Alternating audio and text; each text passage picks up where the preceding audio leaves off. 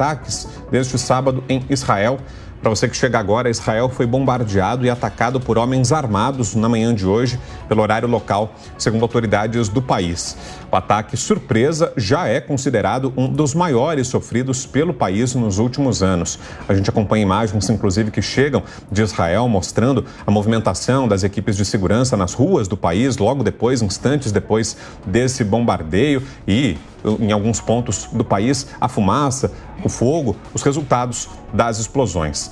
O movimento islâmico Hamas já reivindicou a autoria dos ataques e afirmou, inclusive, que se trata do início de uma grande operação contra Israel.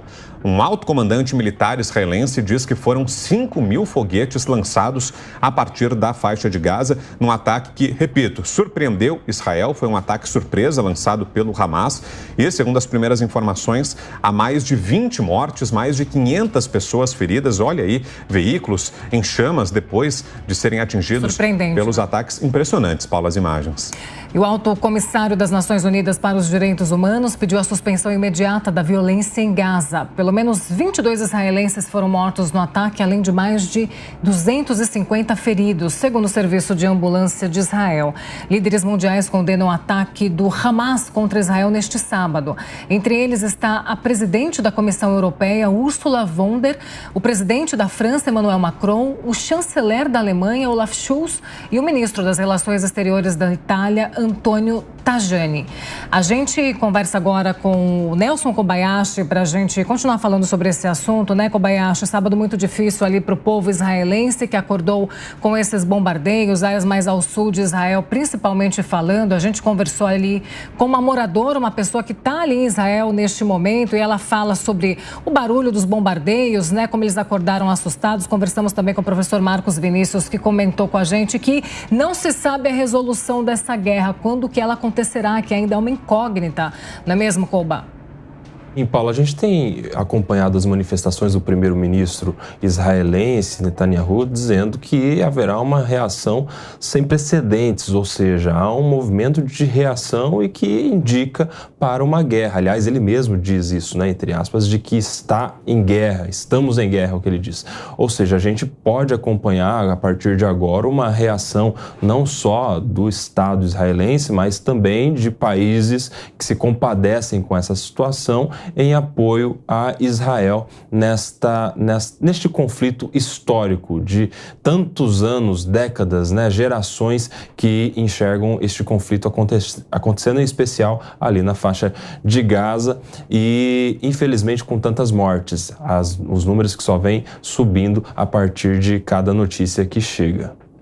Pois é, Koba, e falando justamente da reação da comunidade internacional, né, a gente já viu, como a Paula enumerou agora, vários chefes de Estado se manifestando, condenando, claro, a violência, né, lamentando esse ataque do Hamas. Os números iniciais são esses, né, 22 mortos, mais de 250 feridos, mas infelizmente há até a possibilidade de que esses números sofram atualizações ao longo do dia e subam, né, o que é extremamente preocupante e grave. Mas você acredita que, como parte dessa resposta, já que a gente está falando da diplomacia se manifestando e de manifestações de pesar e condolências, será que vai parar por aí? Ou não? É possível que o Ocidente e todos esses atores globais que nesse momento estão se manifestando e saindo em defesa de Israel podem apoiar, inclusive militarmente, o país nessa contraofensiva ao Hamas, Koba? Infelizmente não vai parar por aí, pelo contrário, a tendência agora é que essa reação também seja firme, é uma questão de autoproteção do Estado de Israel e que vai certamente envolver a diplomacia internacional, países e estados que estejam ali aptos a ajudar, a colaborar com o Estado israelense neste caso. E aí, Vitor, é importante deixar claro que na diplomacia internacional há de se respeitar algumas regras básicas, mesmo em casos de guerra. E neste caso, um exemplo é a morte de civis, pessoas que não têm a ver com a disputa pelo território do espaço do ponto de vista militar, do ponto de vista bélico, não são pessoas treinadas para isso. Isso é crime de guerra, inclusive, né?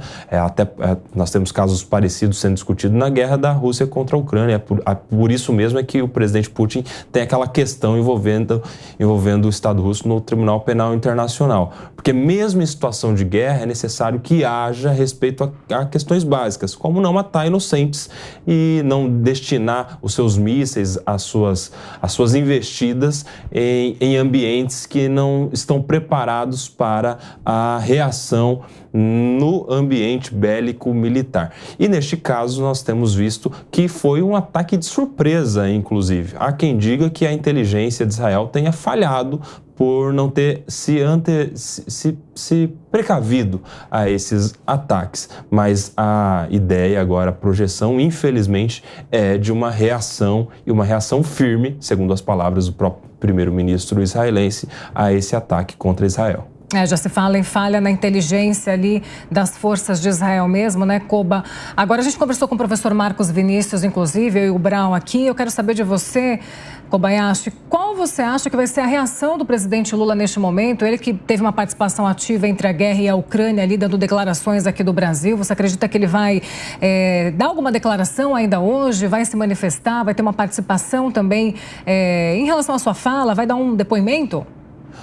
Olha, Paula, a gente espera do Brasil sempre uma posição de neutralidade, né?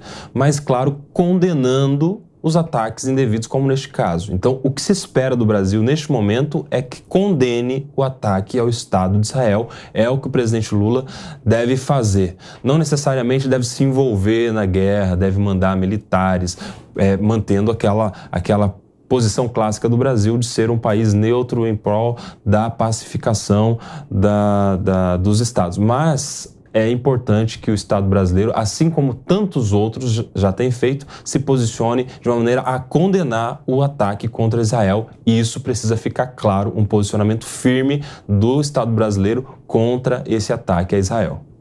E claro que vamos seguir acompanhando, agora 10 horas e 11 minutos pelo horário de Brasília. Ao longo de todo esse sábado, certamente teremos atualizações, a repercussão pelo mundo desses ataques. E havendo atualizações, é claro, a gente traz para você em primeira mão aqui no Jornal da Manhã.